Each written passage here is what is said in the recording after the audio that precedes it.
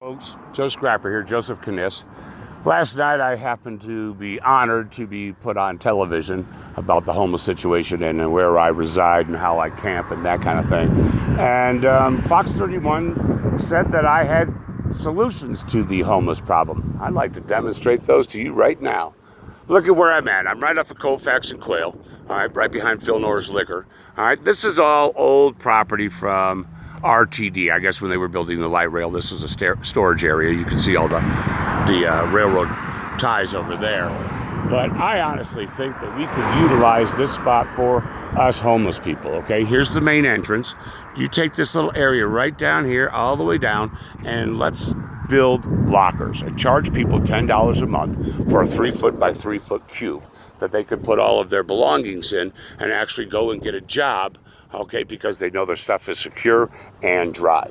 All right, now on the other side of those tracks right there, the ties, we could place tents, at least in my vision, place tents, maybe 300 areas for tents, and hook up power, make them do an application and check and that kind of thing on camera, you know, certain rules, laws, that kind of thing.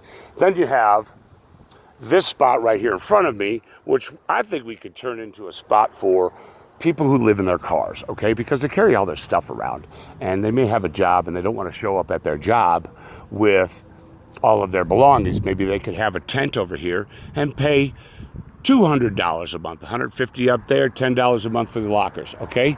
Then down here, down the hill just a little bit, is an ideal situation for people like myself who have an RV and a vehicle. And let's say charge them, me, $250 a night.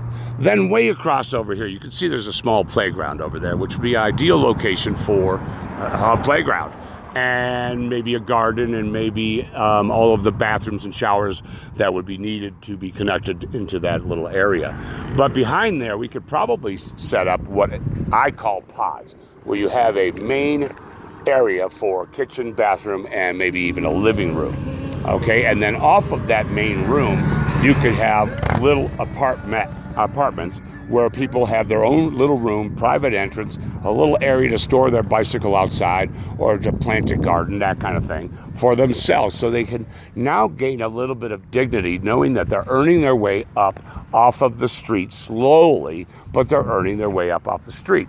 And this would be an ideal situation. And then over there in the far corner, way back over there, we could do what most people would consider transitional housing and make apartments. So I think this location would be a great place to start the process of getting homeless off the streets.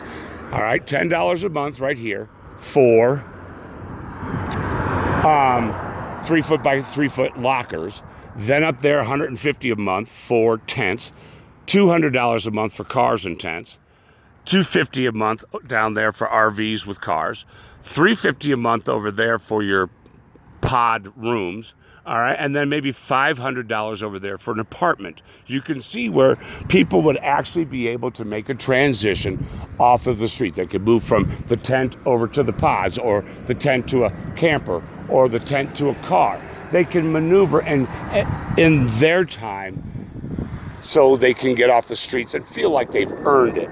I think if we put this location to use and you can spend 5 years here, I think at that juncture, you deserve to be able to put in some sweat equity on your own tiny home.